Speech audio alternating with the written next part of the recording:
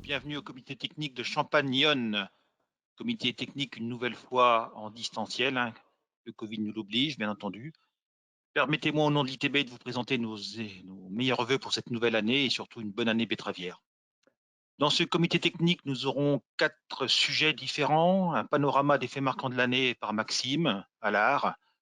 Les maladies foliaires seront abordées par Émilie. Nous ferons un focus ravageur et un point sur le pénérie, puis la culture betteravière en bio par Jonathan.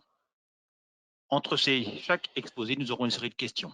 Donc, pour poser vos questions, comme l'an dernier, vous avez un petit onglet sur la droite, généralement de votre écran, un onglet questions. N'hésitez pas à poser votre question et je la poserai moi-même aux intervenants si nécessaire. Un autre point avant de commencer ce comité technique, c'est le nouveau service proposé par l'ITB, Alerte SMS, service destiné bien entendu aux agriculteurs, aux techniciens, aux conseillers, à tout le monde, service gratuit qui vous permettra d'avoir les infos locales, les infos aussi des SMS ciblés pour des événements, hein, comme des comités techniques par exemple, ou des tours de plaine, les conseils de saison, c'est totalement gratuit. Pour cela, rendez-vous sur le site internet de l'ITB, allez dans la rubrique newsletter, inscrivez-vous à l'alerte SMS et n'oubliez pas d'indiquer votre numéro de portable. Maxime, je vais te laisser la parole et tu vas nous présenter ta nouvelle équipe également. Bon comité technique.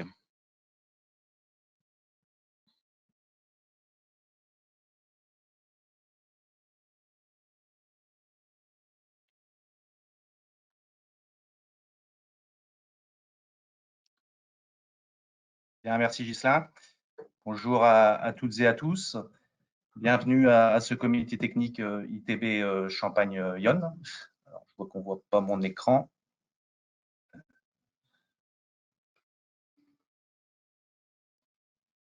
Excusez-nous. Quand ça ne fonctionne pas. Si, c'est bon, on voit. Hein. Vous voyez mon écran? Oui. Vous voyez ma présentation? OK. Donc, effectivement, c'est bon. Effectivement, une réorganisation de l'équipe régionale Champagne-Yonne suite au départ en retraite bien mérité de Pascal Amette. Donc, vous avez ici à l'écran l'ensemble de l'équipe avec Émilie et Jonathan qui sont à l'ITB depuis quelques années maintenant. Jonathan a la particularité de s'occuper aussi du suivi opérationnel de la plateforme CIPRE en terre de craie de Champagne située sur le site de TerraLab à Bétheny. Et puis souligner effectivement l'arrivée de Thomas Delanduy au poste de technicien d'expérimentation depuis mars 2021.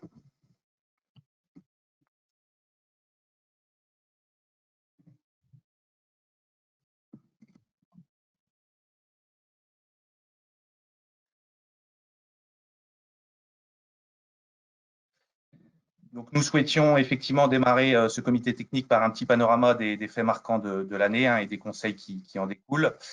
Donc, vous avez ici le premier fait marquant de cette année 2021 avec une période de gel intense, 2 vagues de froid qui ont traversé notre région.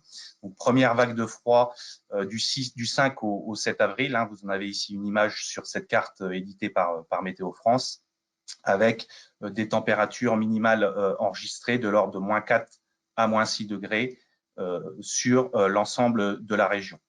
Ce gel a entraîné des symptômes sur plantule avec des gels physiologiques. Vous le voyez ici sur cette photo de gauche, avec des nécroses de l'hypocotyle et des disparitions de plantes assez rapides dans ces situations. Seconde vague de froid ensuite, une semaine plus tard, toujours sur des semis en cours de levée, suite à un sol qui avait été réhumecté, donc avec des symptômes cette fois-ci un peu différents et plutôt du gel mécanique, comme sur la photo de droite, avec des pincements des jeunes racines.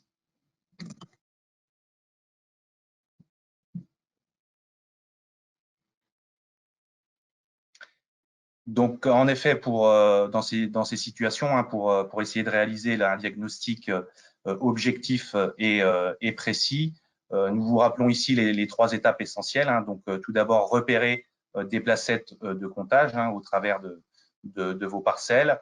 Donc, ces placettes doivent être réalisées sur la largeur du semoir pour bien identifier la population viable, puisqu'on peut avoir des écarts de levée, notamment liés à la profondeur de semis ou des rappuis un petit peu différents en fonction des éléments du semoir. Deuxième point, bien mesurer et évaluer la population dans le temps, en revenant tous les 2 à 3 jours dans vos parcelles sur les différentes placettes piquetées dans des zones représentatives de vos parcelles. Et puis enfin, se décider d'un resemis potentiel.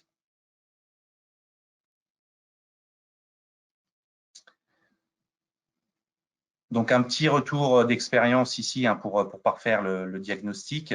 Avec des betteraves, vous le voyez ici en image, des betteraves présentant des symptômes liés au gel, donc des betteraves vrillées et des betteraves pincées sur lesquelles nous sommes venus réaliser des mesures de productivité à la récolte. Donc, ce que l'on voit ici sur les images de gauche, c'est qu'on a à la récolte une perte de productivité assez importante, puisque les betteraves vrillées ont une perte de productivité de l'ordre de 50%, donc 600 grammes en moyenne sur ces racines, en comparaison des betteraves normales situées ici à environ 1,2 kg. Donc des calibres assez homogènes, contrairement aux betteraves pincées, sur lesquelles vous pouvez voir sur cette photo des calibres très hétérogènes, avec des betteraves qui ont poursuivi leur croissance de façon normale, alors que d'autres betteraves sont restées beaucoup plus chétives.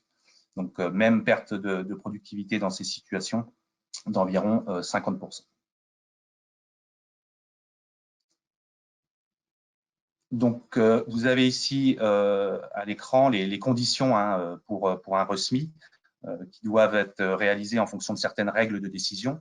Tout d'abord, l'homogénéité au sein des parcelles, l'homogénéité des pertes. Ensuite, le délai aussi entre le semis et le resemis qui va naturellement conditionner le seuil de resemis. Le coût du resemis aussi, savoir si vous bénéficiez ou non d'une assurance. Le risque d'exposition face aux jaunisses virales, puisque je vous le rappelle, lors d'un premier semis emblavé en NNI, il n'est pas possible de reconduire cette technique par la suite. Et puis enfin, un dernier point de vigilance sur la qualité de désherbage et la qualité de récolte qui peut être dégradée sur des populations très faibles. Donc, le seuil de resemis à l'ITB est bien de 40 000 pieds. Vous en avez ici une illustration au travers de 2 essais menés en Champagne.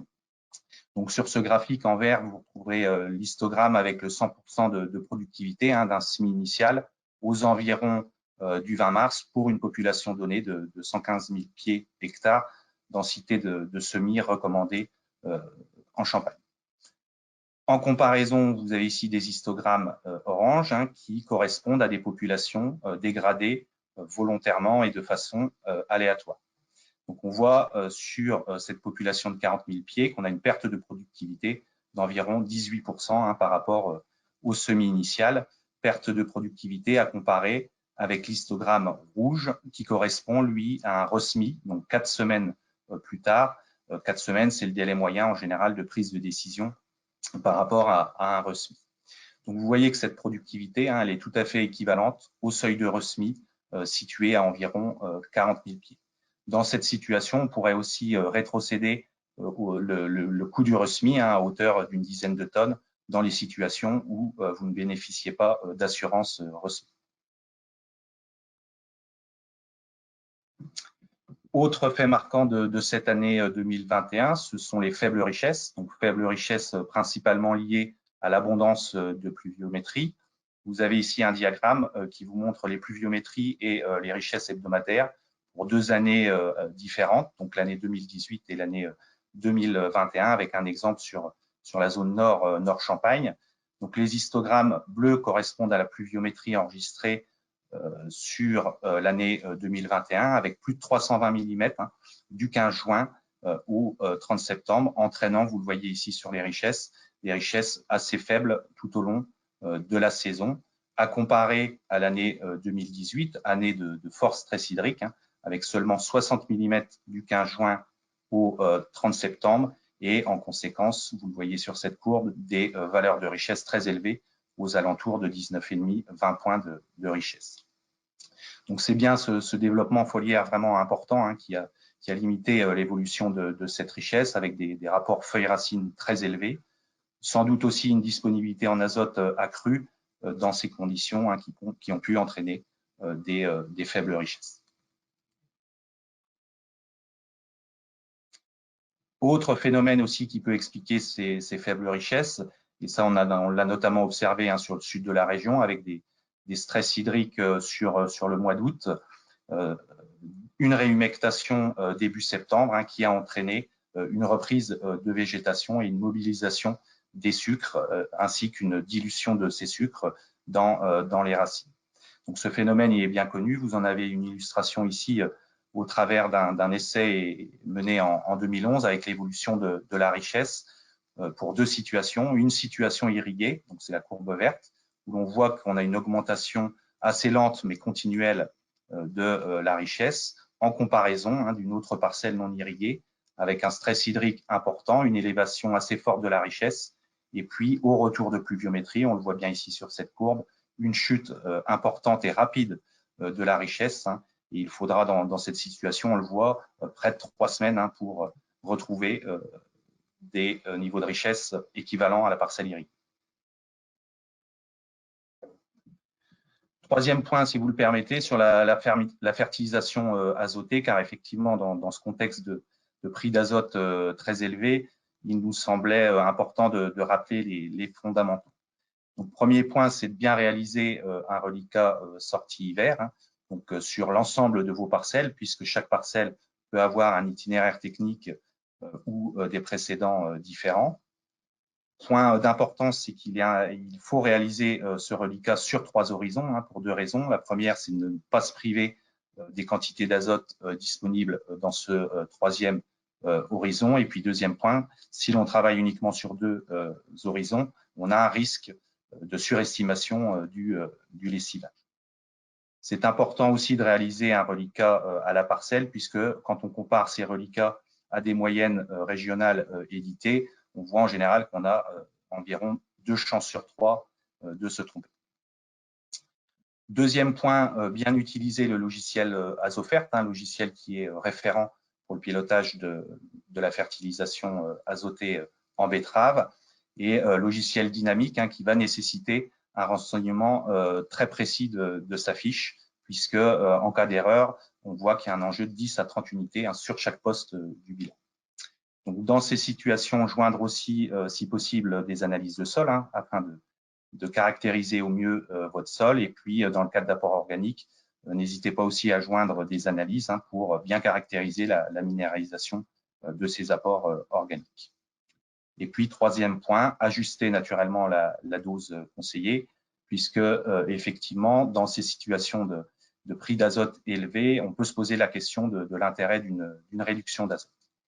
Donc, pour mesurer cet intérêt, il faut d'abord connaître les pertes de rendement associées à une réduction d'azote. Donc, vous avez ici sur ce graphique, au travers d'une synthèse de près de 100 essais menés de 2013 à 2021, donc les pertes de productivité en pourcent pour une minoration de la dose de 40 unités par rapport à l'ADC. Donc, sur ces résultats d'essais, qui comportent tout de même des variabilités, on s'aperçoit que plus la dose conseillée est faible, ici à 40 unités, plus les pertes de rendement seront importantes. Donc, 6,5% dans ces situations, alors qu'on voit que pour des doses supérieures à 100 unités, les pertes sont beaucoup moindres, aux alentours de 1,5%. Donc, chacun, naturellement, pourra réaliser ses propres calculs, notamment avec différents paramètres. Donc, on l'a vu, les pertes de rendement en fonction de la dose conseillée, mais aussi le prix de l'azote, le rendement potentiel de vos betteraves ou encore le prix des betteraves. Donc, vous avez ici à l'écran un cas concret avec la différence entre le gain généré par la réduction d'azote, donc ici 40 unités à 2 €, soit 80 €, en comparaison des pertes liées à cette baisse de rendement qui sont calculées en fonction du rendement, donc 90 tonnes, multiplié par les pertes de rendement, 4,82% pour une dose conseillée à 60 unités, multiplié par le prix des betteraves. Donc, on voit que dans cette situation précise, les pertes de rendement liées à cette baisse de productivité restent supérieures aux gains générés par la réduction, donc pas d'intérêt dans ces situations à réduire la dose d'azote. Globalement, ce qu'il faut retenir, c'est que pour des doses inférieures à 90 unités, en général, il n'y aura pas d'intérêt à réduire cette dose d'azote. Par contre, un petit peu plus de latitude pour des doses supérieures à 100 unités avec des réductions possibles de 0 à 40 unités en fonction de votre situation. Voilà, Ghislain, j'en ai terminé pour ces premiers enseignements. Je te rends la main pour d'éventuelles questions. Oui, merci Maxime pour ce diaporama. Des questions sur l'azote et le fractionnement.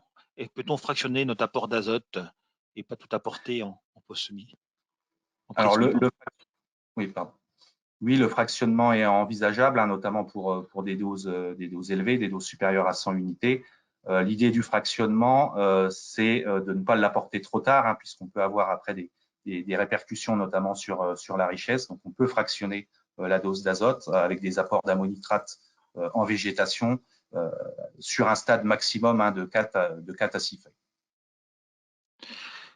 Tu ne nous as pas parlé de localisation, il y a des questions qui arrivent dessus et c'est un bon élément pour réduire notre dose d'azote apportée. Oui, tout à fait. La localisation va permettre de réduire un petit peu cette dose d'azote, hein, notamment liée à la part volatilisation, hein, qui sera rétrocédée de la dose conseillée, donc des réductions de l'ordre de 10, 15, 20 unités possibles dans cette situation, et un gain de productivité, hein, aussi qu'on a bien identifié au travers de nos essais, des gains de productivité de l'ordre de 1 à 2%, hein, liés à une meilleure disponibilité de l'azote sur la période juvénile. Merci. J'ai d'autres questions, mais qui seraient certainement traitées dans les autres exposés, donc on y reviendra tout à l'heure. Juste vous rappeler, avant de passer à la cercosporiose, que ce comité technique sera disponible, bien entendu, en replay sur le site internet de l'ITB en fin de journée, sur YouTube également, pour ceux qui vont sur YouTube. Donc, vous retrouverez toutes ces présentations tranquillement chez vous plus tard. Émilie, à toi pour nous parler de cercosporiose. Très bien, merci. Alors, je vais vous parler de la lutte contre la cercosporiose. Alors, cette année, la cercosporiose s'est implantée pendant le mois de juillet et a progressé lentement grâce aux faibles températures. Cependant, on a observé que 23% des parcelles que nous avons suivies ont vu leur rendement impacté par cette cercosporiose, alors que les conditions étaient peu propices à son développement. Nous nous sommes posé la question, quelles étaient les raisons de ces échecs? On en a trouvé 3. Donc, le choix de la variété, qui ne prend pas souvent en considération ni la pression cercosporieuse de la parcelle ou bien de l'environnement de la parcelle, et puis également de la date de récolte de la parcelle. En effet, entre une récolte dite précoce, donc avant le 20 octobre, et puis une récolte tardive, le choix de la variété est important. Une deuxième raison aussi de ces échecs, ce sont les dates des interventions qui ne respectent pas toujours les seuils de déclenchement. Et puis, une troisième raison, le choix des produits. On se rend bien compte que pour lutter contre la cercosporiose, ce sont des décisions à prendre tout au long de l'année. Et la première, c'est le choix de la variété. C'est pour ça qu'à l'ITB, nous mettons en place des essais avec les variétés commercialisées et nous regardons leur sensibilité aux maladies foliaires. Une illustration à droite, une photo d'un essai que nous avons mis en place à Opter, où nous voyons très bien les différences entre les variétés, avec une variété dite tolérante où on voit que le feuillage est encore maintenu en octobre, alors que juste à côté, une variété dite sensible, où on voit qu'elle a perdu ses feuilles attaquées par la cercosporiose. Tous ces résultats d'essais sont regroupés dans les pages centrales du betteravier français ou bien sur notre site internet. Donc ces résultats sont regroupés sous forme d'histogrammes. On voit que les modules rouges à gauche correspondent à des variétés dites sensibles, alors que les modules verts à droite sont des variétés dites tolérantes.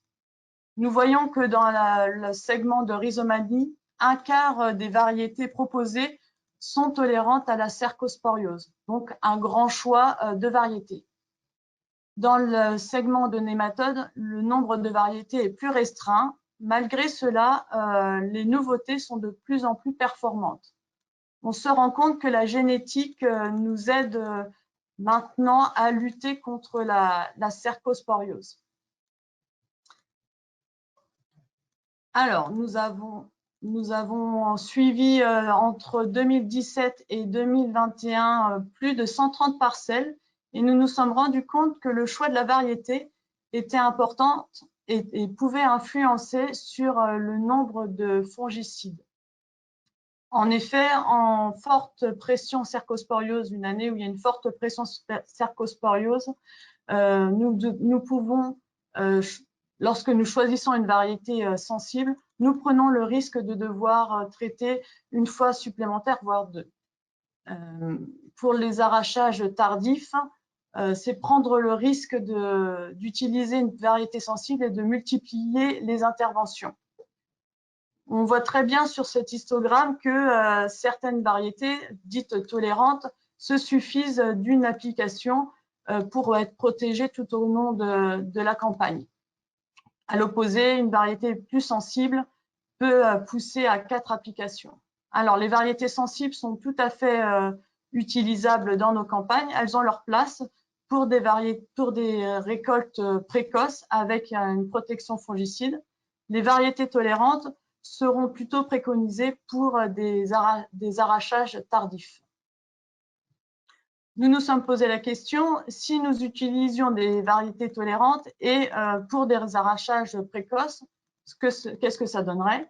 Eh bien, on se rend compte que utiliser des variétés tolérantes pour un arrachage précoce, ces variétés valorisent tout de même les applications.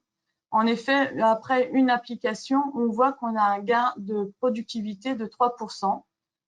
Le gain de productivité est moins important pour la deuxième application, mais indispensable tout de même de traiter. Ça permet de limiter la quantité d'inoculum pour les années futures. Donc, utiliser des variétés tolérantes en récolte précoce, ça pourrait permettre peut-être d'économiser le coût d'un passage de fongicides dans les années où la cercosporiose est moins importante, où la pression est moins importante. Une fois que les variétés sont choisies, donc des variétés sensibles pour des récoltes précoces et puis des variétés tolérantes pour des récoltes tardives, il faut bien déclencher ces interventions. Pour cela, à l'ITB, nous avons en place un outil, c'est Alerte Maladie, que vous retrouverez sur le site, qui permet de repérer l'arrivée des maladies foliaires et puis leur progression au niveau national, régional et départemental. Une fois que vous avez repéré l'arrivée de la maladie dans votre secteur, il faut bien évidemment aller observer au champ les symptômes. L'observation est indispensable. Cette année encore, nous avons observé dans le réseau de surveillance que les premières parcelles qui déclenchaient leur T1 ont déclenché fin juin, alors que les dernières parcelles qui ont déclenché leur T1 ont déclenché leur application autour du 20 juillet. On se rend bien compte qu'il y a une amplitude de 3 semaines. Donc, l'observation est indispensable pour ne pas louper les premiers symptômes de la cercosporiose. Une fois que la cercosporiose est implantée dans votre parcelle, il est de plus en plus difficile de lutter contre elle. Donc, bien observer pour intervenir au bon moment. La question s'est posée aussi, et si nous anticipions cette intervention? Donc, nous avons mis en place 4 essais entre 2019 et 2021 afin de comparer un traitement anticipé, donc avant les premiers symptômes, et puis un traitement aux premiers symptômes. On voit qu'il y a une différence de 18 jours et qu'on ne gagne pas en rendement de productivité pour les traitements anticipés. En plus, un traitement anticipé peut nous obliger à devoir traiter une fois supplémentaire afin de bien protéger son feuillage jusqu'à la récolte. Donc, c'est prendre un risque supplémentaire. Une fois que les interventions, le déclenchement des interventions est pris, la décision est prise après avoir respecté les seuils, il faut bien évidemment choisir ces produits. Alors, nous n'avons pas de nouveautés cette année, mais des produits qui fonctionnent encore très bien avec des bonnes efficacités pour le spiral, qui a 2 matières actives, le fenpropidine et le diphénoconazole, et l'association de timbal passerelle avec 2 triazoles, donc la tétraconazole et la diphénoconazole, qui ont de très bonnes efficacités. On va déconseiller le timbal ou la passerelle solo où les efficacités sont moins bonnes, et ainsi que la Lamistar Gold où on a repéré des souches de cercosporiose qui avaient une certaine résistance à l'azoxystrobine. Donc, une fois que le choix des produits est fait, nous pouvons renforcer ces efficacités avec l'ajout de cuivre. L'année dernière, nous avions eu la dérogation d'utiliser R1 SC pour renforcer nos produits. Cette année encore, nous irons demander la dérogation avec la firme phytosanitaire. Alors, renforcer l'efficacité des produits avec du cuivre, oui, mais à quel moment positionner le cuivre? Nous avons mis en place des essais entre 2018 et 2021 où nous comparions des traitements fongicides classiques triazole sans cuivre avec l'ajout de cuivre. Donc, dans une première modalité, nous avons rajouté le cuivre en T1 et nous nous rendons compte que nous avons un gain de productivité de 3%. C'est alors qu'on s'est posé la question, et si on rajoutait le cuivre en T1 et en T2? Et là, on se rend compte que nous ne gagnons pas en productivité. Nous avons eu une deuxième réflexion, c'est et si on alternait cuivre et triazole? On a pensé que supprimer la triazole en T1 et puis revenir en triazole en T2. Et là, on a une bonne surprise, on a un gain de 2% avec une baisse de l'IFT et aussi un gain financier. On voit très bien. Donc là, les prix sont une base de 2 traitements, donc 2 triazoles par rapport à l'ajout d'un cuivre ou l'ajout de 2 cuivres. Et le plus intéressant économiquement, c'est bien l'alternance de cuivre au triazole. Alors évidemment, il faut faire attention à cette solution qui peut avoir ses limites en forte pression cercosporiose de l'année. Durant l'été, nous avons eu plusieurs fois la question est-ce que c'est intéressant de renforcer le cuivre par du soufre? On a mis en place des essais, 2 en 2021. Alors là, ce sont des efficacités, pas de productivité ni de rendement, ce sont des efficacités. On voit que ça apporte peu d'efficacité et surtout un surcoût de la protection. Donc, on va bien garder le soufre pour lutter contre l'idiome et pas renforcer le soufre au cuivre pour une lutte contre la cercosporiose. En résumé, comment lutter pour la cercosporiose? Eh bien choisir sa variété en fonction de la pression historique de sa parcelle, de l'environnement de la parcelle et puis de sa date de récolte avec une récolte précoce avec des variétés sensibles, une récolte tardive, privilégier les variétés tolérantes, bien déclencher sa protection en respectant les seuils de déclenchement et puis utiliser des produits efficaces renforcés avec du cuivre. Voilà. Merci Émilie. J'ai peut-être une première question pour Maxime qui est arrivé tout à l'heure, juste à la fin de son exposé, sur les fertilisations et la place des écumes de sucrerie en terre de craie avec le rapport autres comme la potasse, la magnésie. Tu as entendu Maxime pendant que tu t'installais, je vois? Oui.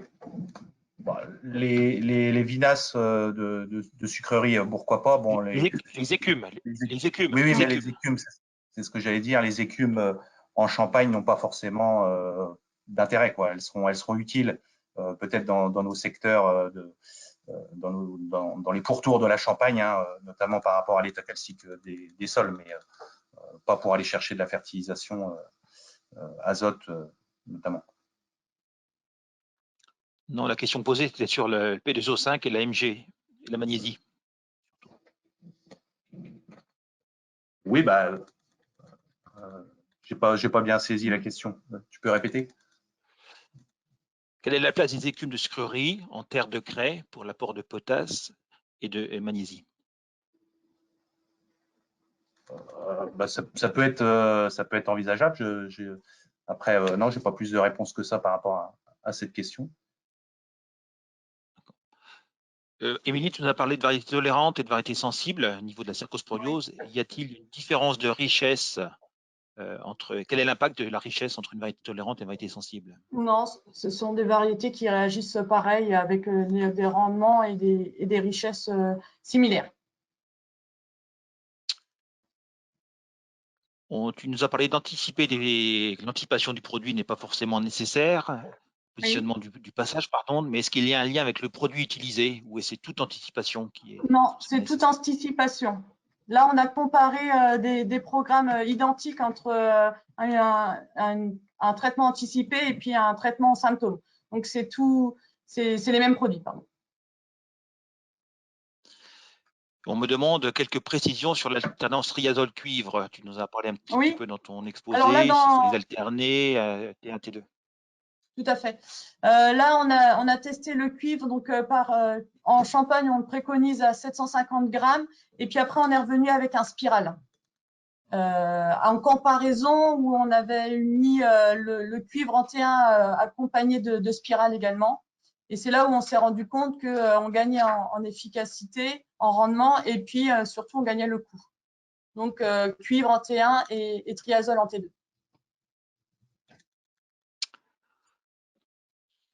Ok, merci. Et une question, est-ce que l'ITB développe un OAD? Alors, certainement pour la cercosporiose. Je pense que ça, on est dans le thème en tout cas. Je pense que c'est ça la question pour nous aider à mieux positionner nos traitements. On a en ce moment l'outil Alerte Maladie qui permet de visualiser l'arrivée et la progression des maladies foliaires. Et puis, avec les différents seuils qui sont établis, ça permet de déclencher au mieux nos interventions. Oui, et en complément, bien oui, un outil est en cours de réalisation à l'ITB, c'est dans le projet CercoCap, un outil qui sera mis en place pour gérer, piloter vos déclenchements plus finement, peut-être que déjà donner des états d'alerte pour aller voir vos champs et déclencher en fonction de la présence ou pas de cercosporiose dans vos champs. Mais cet outil, c'est CercoAD qui arrivera très prochainement. Alors là, on me demande, est-ce qu'il y a un lien direct entre alerte maladie et l'outil CercoAD présenté par Grissa l'Union? Non. Non, c'est indépendant. On a parlé de cuivre et de RNSC. Est-ce que toutes les formes de cuivre se valent-elles pour l'efficacité sur la cercosporiose? Le seul cuivre qui est homologué pour le fongicide, c'est l'Aeron, donc SC. C'est la seule autorisée. Et puis avec parfois aussi, pour compléter, sur certains produits et certaines formes de cuivre, on peut avoir des soucis de compatibilité et puis des soucis physiques par rapport aux épandages, avec des bouchages possibles. Et puis, sur quelques produits qu'on a pu tester aussi dans le passé, on peut avoir aussi des efficacités qui sont un peu plus aléatoires parfois que les cuivres qui sont en cours d'homologation. Merci à vous deux. J'ai épuisé les questions qui sont relatives à ce thème, donc on peut peut-être passer aux ravageurs maintenant. Je crois que c'est Maxime, c'est toi qui continue. Oui, je rebondis, Ghislain, par rapport à la question sur les écumes. Effectivement, elles peuvent être utilisables naturellement, si c'était ça la question, notamment par rapport à leur dosage favorable en P2O5 ou encore en magnésie. Donc, pas de souci à utiliser ces écumes.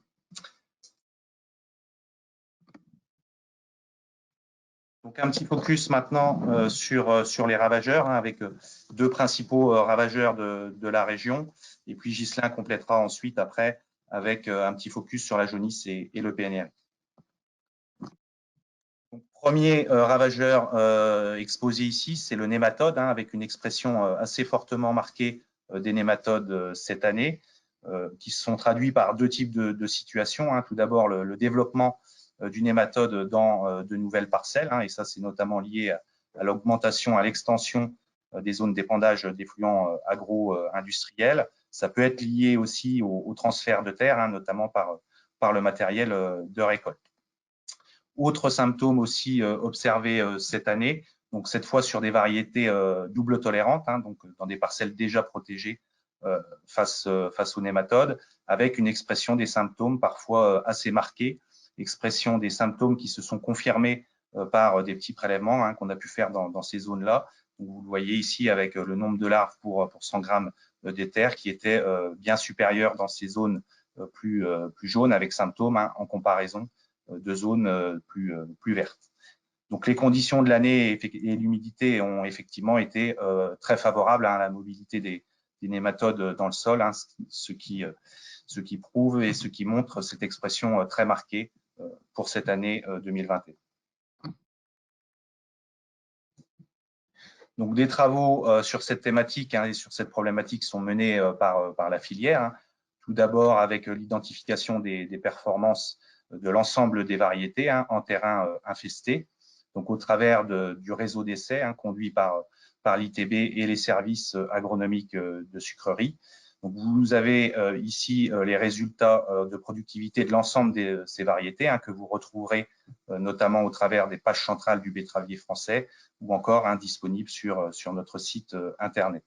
Donc, des productivités présentées en terrain infesté hein, et fortement infesté puisque les pertes de productivité dans ces essais s'élèvent en général à 20 à 30% pour des variétés dites sensibles aux nématodes.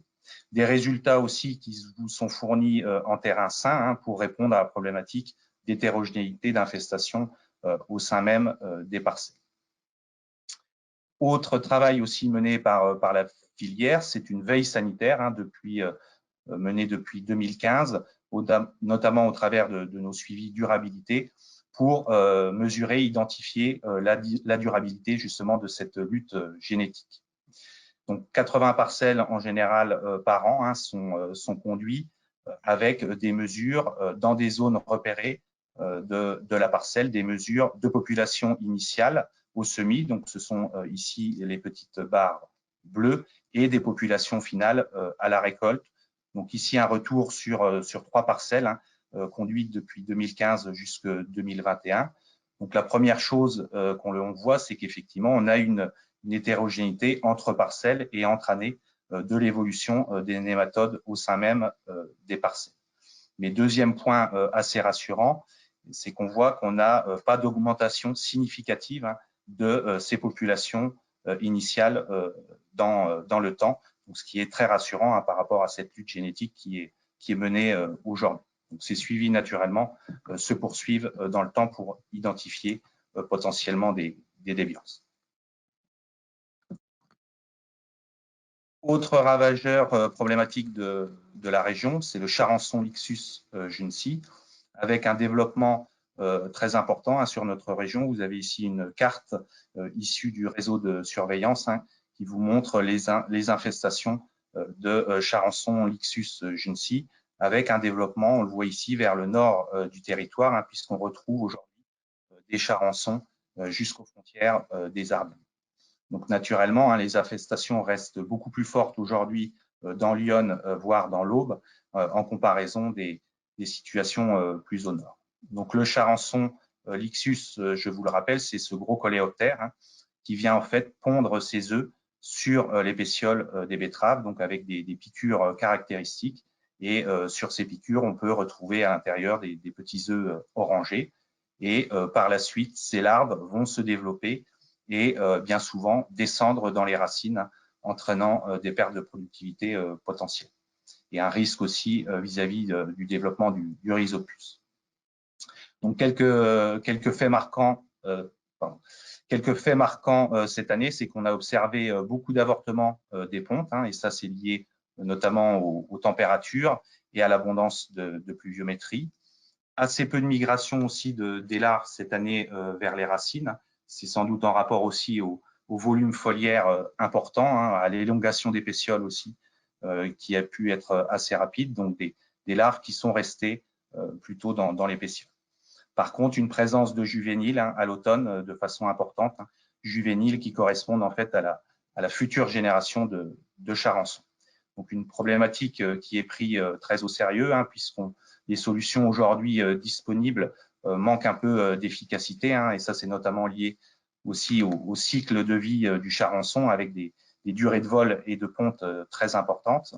Donc pour faire face à cette problématique, des projets aujourd'hui sont menés, hein, des projets interfilières, hein, notamment avec l'ITB, la FNAMS, et des projets multi-partenaires avec l'INRA, Cristal Union, Tereos ou encore la Chambre d'agriculture du Loiret. Donc 4 projets mentionnés ici. Le premier, c'est tout d'abord d'essayer de comprendre un peu mieux l'évolution de ce charançon dans l'environnement, hein, essayer de repérer ces lieux d'hibernation, hein, comprendre comment il vient de se reproduire après ensuite dans nos parcelles, évaluer les performances aussi des produits, hein, qui nous sont proposés. Un troisième projet sur l'identification des effets variétaux, essayer de comprendre pourquoi certaines variétés semblent plus appétantes que d'autres. Et puis enfin, un dernier point, pour vous alerter au mieux de la présence de charançons sur le territoire avec le développement d'un outil d'alerte en lien direct, hein, avec les observations de nos réseaux de surveillance. Voilà pour ces 2 ravageurs de la région. Je te rends la main, Ghislain, pour un petit point sur la jaunisse et le PNR.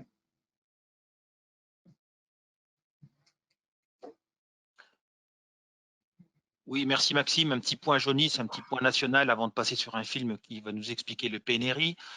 Pour vous dire que la jaunisse, elle est toujours présente en 2021, beaucoup moins qu'en 2020, vous l'avez vu surtout en Champagne, mais elle est quand même beaucoup plus présente qu'en 2019. Vous avez devant vous deux photos aériennes de drones pour vous montrer un petit peu la situation de l'année. À gauche, c'est la situation que nous avons dans bon nombre de parcelles non traitées NNI, hein, donc c'est généralement des traitements échuites ou standards, avec des taches jaunes, comme on le voit sur les parcelles. Alors, elles se voient plus ou moins en fonction de la couleur du feuillage, mais il y en a autant dans la zone claire que dans la zone foncée. On arrive à des proportions de jaunisse dans cette parcelle-là de quelques pourcents, 10, 12%, 15, grand maximum par endroit. Donc, un impact sur le rendement relativement faible, mais un impact qui est là, il ne faut pas l'oublier.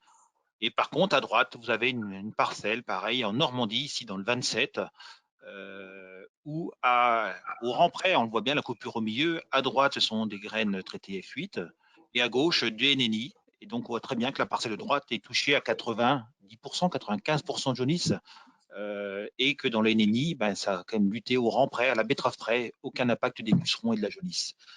À la fin, quand on récolte ces parcelles, nous sommes à 20 tonnes d'écart. Donc, comme quoi la jaunisse a encore des impacts très présents en France. Où est cette présence en France de jaunisse? Eh bien, la voici sur cette carte, une carte que nous avons réalisée à partir de tests ELISA, à mesure de ce qu'on appelle la prévalence des virus, donc rechercher quel virus est présent en France. Donc, comme vous le savez, il y a 4 virus différents disponibles pour la jaunisse. Donc, nous avons cartographié, fait 208 échantillons, l'ITB avec la collaboration des SAS, en prélevant des feuilles de betterave. Ces feuilles reviennent au centre du Griffon dans l'aine de l'ITB, et nous faisons des tests ELISA pour nous permettre de voir quel virus est présent.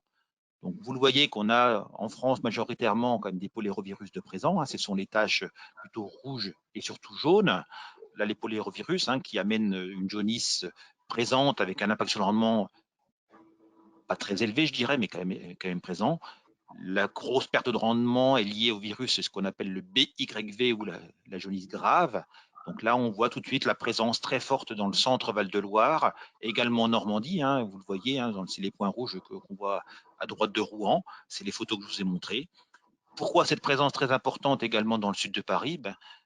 Maxime nous a parlé tout à l'heure de ressemis en Champagne ou de dégâts de gel, mais souvenez-vous, là-bas, dans le Loiret, dans le centre Val-de-Loire, c'était un drame, hein. Ces 2 gelées ont pratiquement gelé toute la sole betteravière, beaucoup de ressemis. Et quand on ressème des betteraves derrière une parcelle NNI, nous sommes obligés de semer en F8 ou en standard, d'où une présence de pucerons plus importante, difficilement contrôlable par les insecticides aériens, et une présence également de jaunisse très forte. Donc, dans toutes ces zones-là, les points rouges, hein, c'est ce qu'on appelle la co-infection, donc beaucoup de BYV et de polyrovirus. Et donc, au niveau des tests ELISA, on ne sait pas faire la différence entre les 2 polyrovirus. Nous avons fait quelques tests en qPCR et il se trouve que cette année, c'est du BCHV qui est présent en masse en France, en plus du BYV. Donc, voilà ces tests que nous réalisons maintenant en routine à l'ITB via le petit appareil que vous voyez en photo, ce testeur ELISA. Maintenant, Hélène, je vais te redonner la parole, ou tout du moins la main, pour que tu puisses nous présenter le film.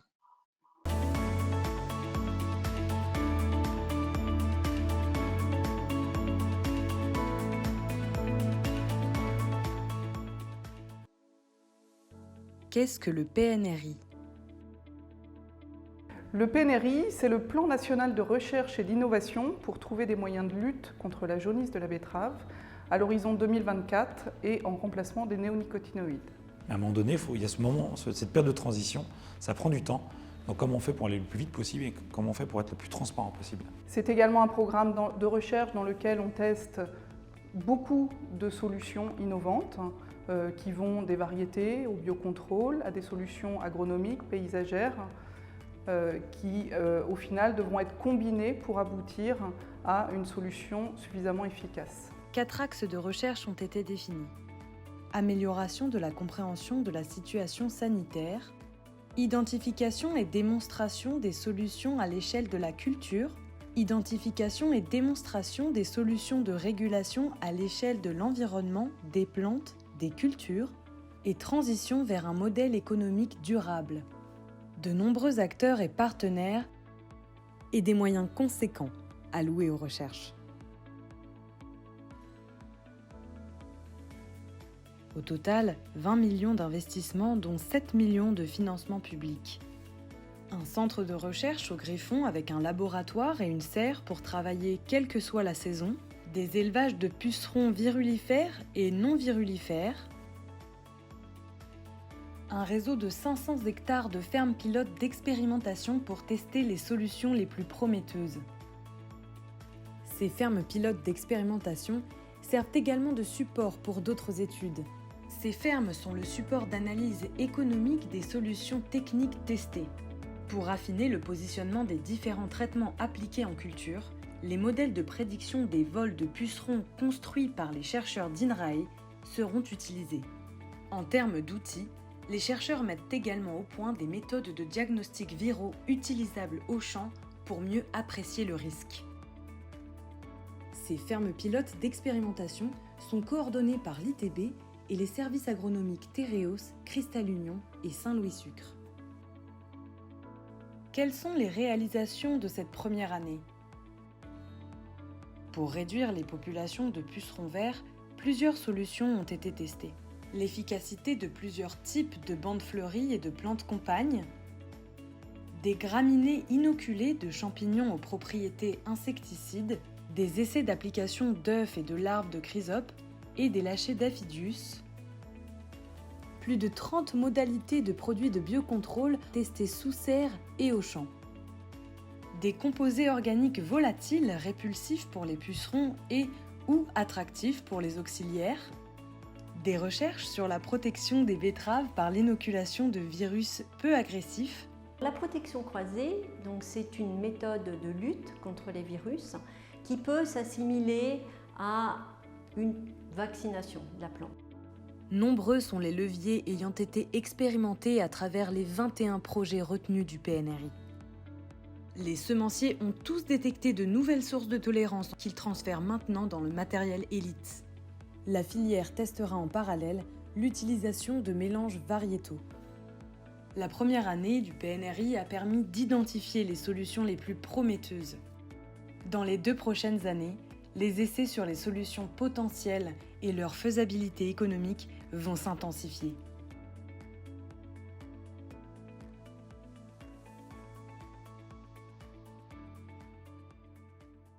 N'hésitez pas à vous inscrire sur cette newsletter, qu'elle soit de l'ITB ou du PNRI. Vous aurez toutes les informations une fois par mois, tous les articles en référence, toutes les nouveautés sur tous ces sujets.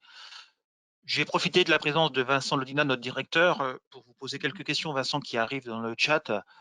On a vu un beau reportage hier sur France 2 avec Alexandre Quillet aux 20h sur l'état de la dérogation. Mais où en sommes-nous actuellement de cette dérogation ENENI pour les semis 2022?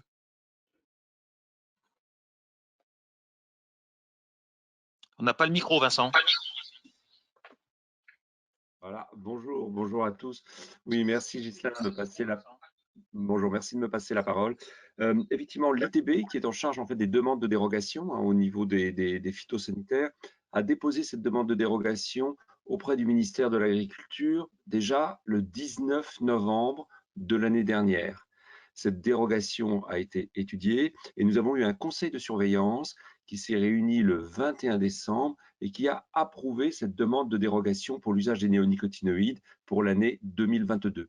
actuellement, cette demande de dérogation, et ça, comme ça a été d'ailleurs signalé, si vous regardez l'actualité, si vous recevez certains mails en ce moment, il y a énormément de réactions de gens qui justement s'expriment face à cette demande de dérogation. Elle est en ce moment donc en consultation publique et elle est en consultation publique jusqu'au 16 ou au 17 janvier. Donc cette semaine, nous devrions avoir la clôture de la consultation publique. Il va y avoir environ 7 jours d'analyse de toutes les réactions et on espère donc une publication du décret qui permettra l'utilisation des néonicotinoïdes en enrobage de betterave à partir du 24 janvier. Donc elle est en bonne voie, très bonne voie. Ce n'est pas encore final, mais moi personnellement, je suis assez confiant pour cette année 2022 que nous aurons donc la dérogation en fin janvier 2022 de cette année. Voilà, en complément, une question qui est posée sur les mesures dérogatoires. Est-ce qu'il y aura des mesures d'atténuation pour certaines cultures pour pouvoir les avancer dans l'assolement, par exemple le colza qui est cité dans la question. L'ITB ainsi que pas mal de ses partenaires européens ont travaillé durant toute l'année 2021 pour faire évoluer les mesures dérogatoires et les mesures en fait pour changer les rotations. Il n'y a pas eu de changement de rotation, donc les méthodes, les conditions effectivement d'utilisation des néonicotinoïdes seront exactement les mêmes que celles de l'année 2021. Merci Vincent. Une question alors très technique, je dirais pour toi Maxime. On parle de hannetons, qu'il y a de plus en plus de hannetons qui amènent des problèmes de corbeaux également dans les champs. Que pouvons-nous faire pour lutter contre ces problèmes?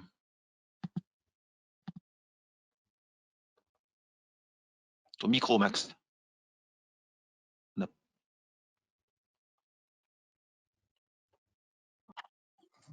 C'est bon. Donc oui, effectivement, quelques problèmes de hannetons ponctuels. Malheureusement, aujourd'hui, les solutions de lutte sont très limitées. C'est des gros vers qui sont parfois très en profondeur. Donc le travail du sol, naturellement, mais voilà, on manque de solutions, en tout cas chimiques, j'allais dire, aujourd'hui pour lutter contre le hanneton. On me parle de charançon et de produits. Est-ce qu'il y a des produits efficaces? Alors, on m'en cite un, mais est-ce qu'il y a des produits efficaces pour lutter contre le charançon? Les produits homologués aujourd'hui manquent d'efficacité. On le voit au travers de nos expérimentations. C'est surtout aussi le cycle de vie de ce charançon avec des pontes vraiment très étalées, des durées de vol et des durées de ponte très étalées du mois de mai jusqu'au mois de septembre. Donc aujourd'hui, les produits effectivement n'ont des efficacités que partielles. Produits homologués. Donc, on travaille naturellement d'autres produits qui nous sont proposés, mais aujourd'hui, il n'y a pas de dossier d'homologation déposé aujourd'hui contre le charançon. D'où l'intérêt. Excuse-moi, c'est bon? Peut-être une question à nouveau pour Vincent. On me parle de variétés NBT ou VTH. Sont-elles testées pour la tolérance à la jaunisse? Alors, les variétés NBT, donc c'est ce qu'on appelle les New Breeding Techniques, sont de l'optimisation génétique intra-espèce, à l'intérieur d'une même cellule. Elles sont aujourd'hui non encore autorisées en travail, malheureusement en France. Par contre, il y a beaucoup d'ouverture sur ce sujet. Donc, pour moi, c'est de la génétique, c'est de l'accélération de génétique que je dirais standard, mais il y a encore beaucoup de mélange dans la compréhension des gens entre OGM, NBT, et donc c'est travaillé au niveau européen. Sachez que le ministre de l'Agriculture est favorable au NBT, donc non, malheureusement, ce ne sont pas encore des pratiques que nous pouvons réaliser. Elles sont certainement travaillées dans d'autres pays, elles sont certainement travaillées dans des axes de recherche, mais en déploiement opérationnel, on ne peut pas encore le faire. On va revenir une question pour Maxime sur la délégation, alors très spécifique également. Qu'en est-il du PNRI sur la délégation Champagne-Yonne? Quel projet a de l'avenir? Alors effectivement, comme toutes les autres son. Non, c'est bon, on a le son. Non, c'est bon. Donc effectivement, on travaille comme toutes les autres régions, on travaille sur le PNRI. Sur la Champagne, on a plusieurs fermes pilotes qui accueillent les projets du PNRI. Donc, on travaille tout ce qui est bande fleurie, aménagement paysager. On a travaillé aussi le lâcher d'auxiliaires, notamment. Les plans de campagne vont être travaillés dès cette année. Donc, globalement, au vu de la pression puceron de cette année et de la pression jaunisse, assez peu de résultats sur la délégation et sur les projets qu'on a pu mener. Globalement, quand on regarde ce qui est fait en France, les solutions les plus prometteuses restent quand même la génétique. Sur les plans de campagne. Comment? On a des coupures de son, excuse-moi. Ah. Donc des travaux aussi sur les plans de campagne, je disais, qui semblent intéressants, donc qui seront développés dès l'année prochaine sur l'ensemble de nos fermes pilotes.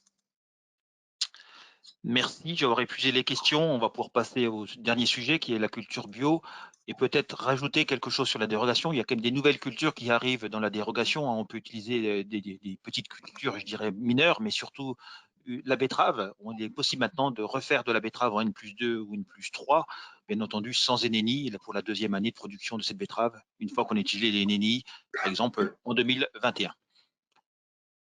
Jonathan, je te donne la parole. Et nous reviendrons pour une dernière série de questions.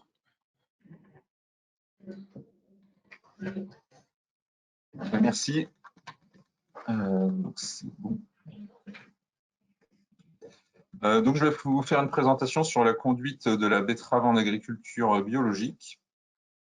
La betterave bio en France, c'est 1800 hectares en 2021, donc soit 0,4% de la surface betteravière française.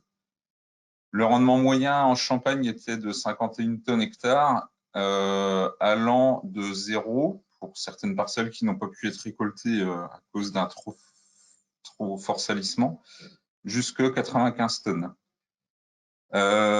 Ces surfaces sont en perpétuelle augmentation. Chaque année, ce sont des surfaces qui évoluent et qui progressent.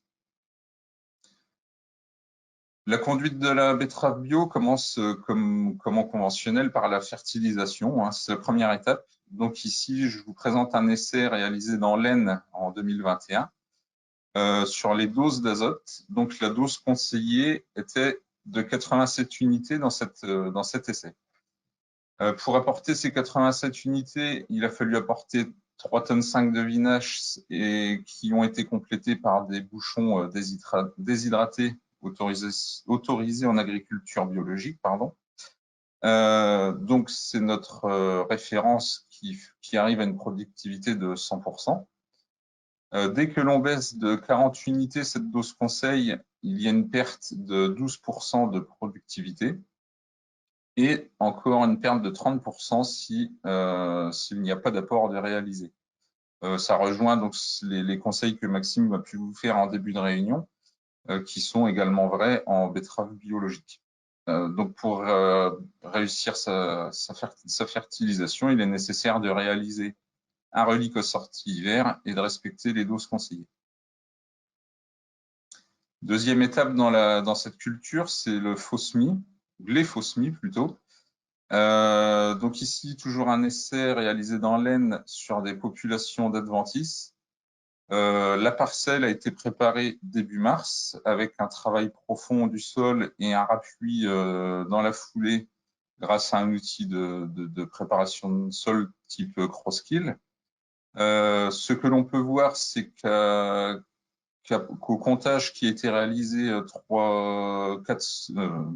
fin avril, le 20 avril, sans faux semis, on a environ 150 adventices au mètre carré.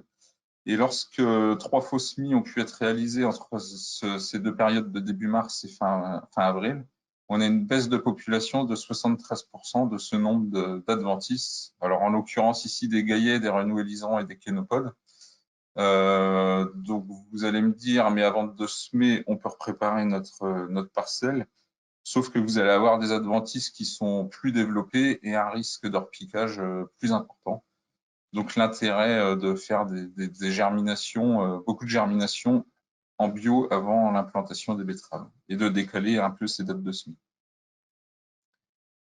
Dans la Marne, à Bazancourt, nous avons implanté un essai implantation et désherbage. Donc, sur les différents modes d'implantation, il y a eu un semis classique grâce à un semoir Gverneland un semis par le robot FarmDroid et puis un semis sous bâche avec le semoir, pardon, le semoir, non, le Dorez, pardon, Dorez. Donc ici, on a pu constater à la récolte, excusez-moi, à la récolte des écarts de population par rapport à la densité de semis. Sur le semis classique, une perte de population de 12%, qui est notamment due à l'agressivité des désherbages, donc à la herséterie, mais aussi au désherbage manuel. On le verra après, mais il y a eu un fort salissement de cette parcelle. Dans le bâchage, une perte de population de l'ordre de 10%, cette fois-ci due au mode d'implantation, puisqu'il y a encore quelques améliorations à faire sur ce type de semoir. On a pu constater des graines mal enterrées, mal positionnées, et donc levée un peu moins bonne que pour les autres modalités. Et seulement une perte de population de 3% pour le robot, puisque lui, on le verra, est très sélectif au moment des désherbages et des bonnes conditions, un bon semis par contre, pardon. Toujours dans notre essai de base en cours, donc des notes d'efficacité de désherbage. Ce que l'on peut dire, c'est que pour le semis classique, nous avons effectué 3 passages de herséterie et un binage. Quant au robot, lui, il est repassé 2 fois en interrant après le semis et 4 fois en intégral. Donc le robot, lui, est capable de semer, au moment de son semis, de repérer les graines au RTK.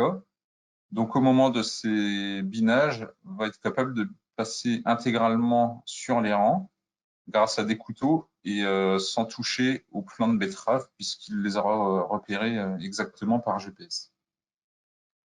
Donc en note intermédiaire, on peut voir que le semis classique avait une note seulement de 4 sur 10 et le robot une note de 6. Ces notes ne sont pas satisfaisantes, mais s'expliquent aussi par les orages et les précipitations qu'on a eues à répétition au moment de ces passages d'outils mécaniques qui ont engendré des repiquages d'adventices et puis des mauvaises efficacités au moment des passages.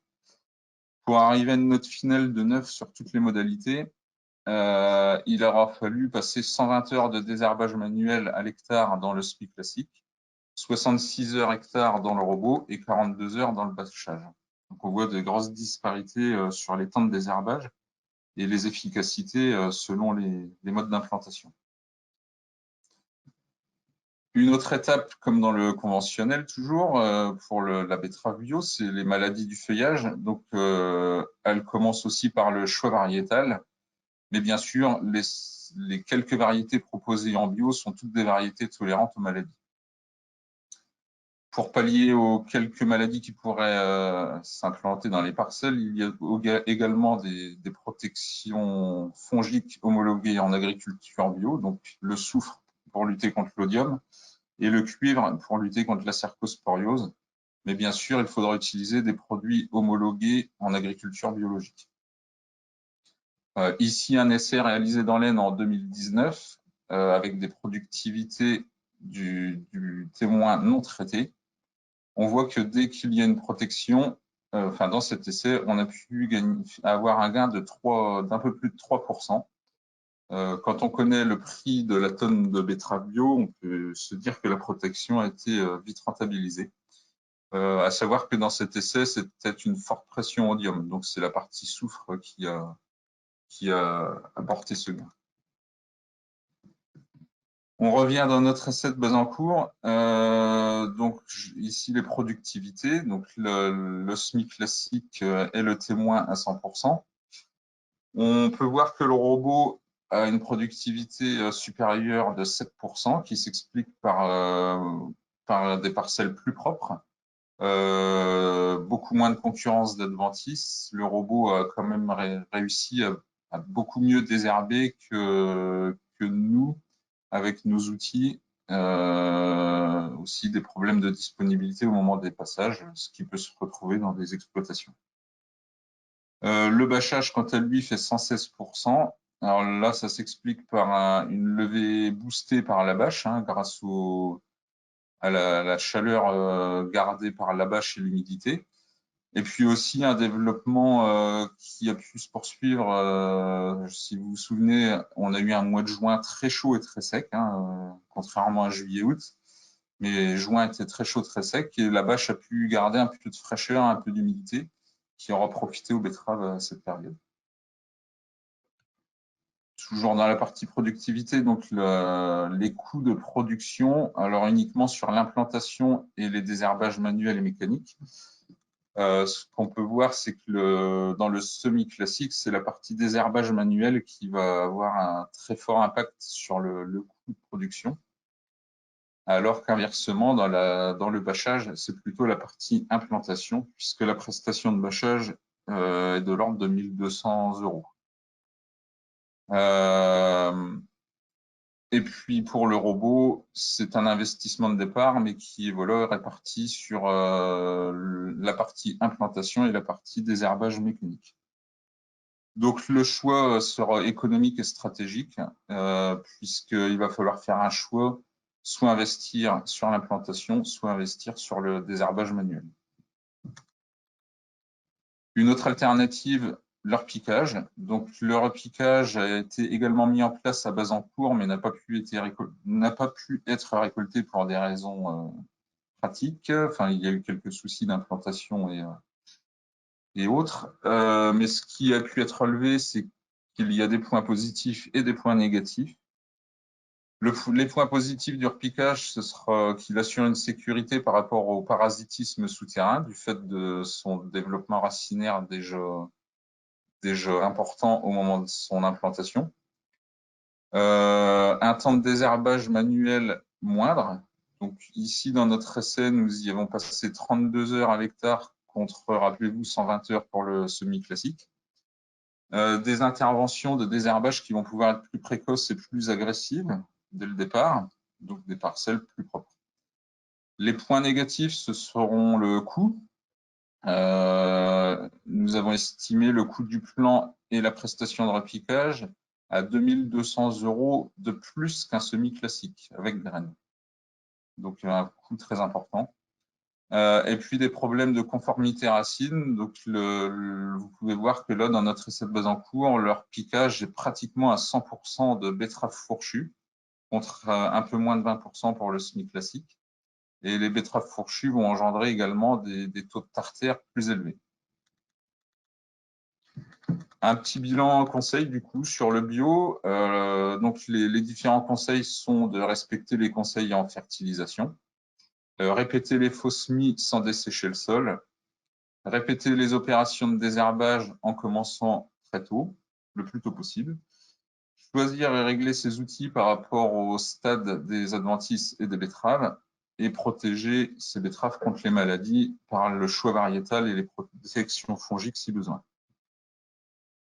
L'évolution actuelle du matériel de semis et de désherbage va être bénéfique autant aux betteraves bio qu'aux betteraves conventionnelles. Donc, ce sont des outils qui vont pouvoir être utiles dans tous nos systèmes de culture. Voilà. Je vous remercie. Merci Jonathan pour cet exposé. Il y a une question qui est arrivée sur l'impact du faux semis sur la productivité. Tu nous as parlé que ça réduisait fortement la présence d'adventices. En tout cas, ça facilitait le désherbage. Et sur le rendement? Alors là, j'ai plus les résultats en tête dans cet essai, mais on peut le retrouver justement dans notre essai entre le robot et le semis classique, puisque c'est deux modes d'implantation qui sont similaires, hein, c'est les mêmes organes de semis, on va dire.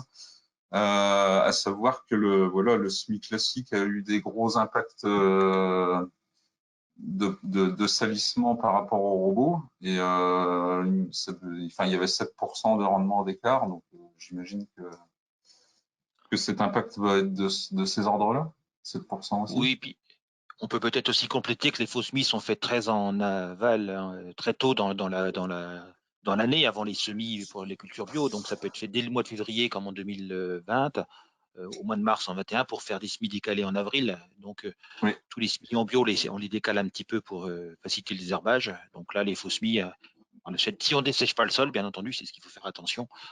Donc, perdons pas de rendement par rapport à ça. On facilite tellement le désherbage que c'est relativement important.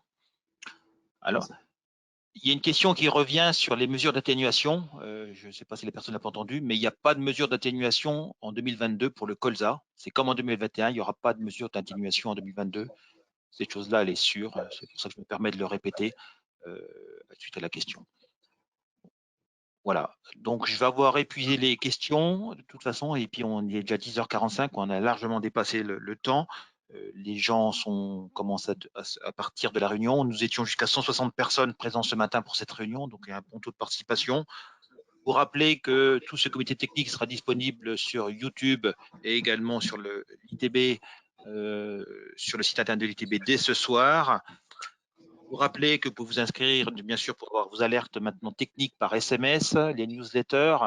Et puis, à l'issue, quand vous allez vous déconnecter de ce comité technique, il va y avoir une petite série de questions vraiment très, très rapides qui nous permettront d'évoluer pour les prochaines réunions. Alors que j'espère, que nous espérons tous pouvoir refaire en présentiel très rapidement. Merci de votre présence et puis bonne fin de journée.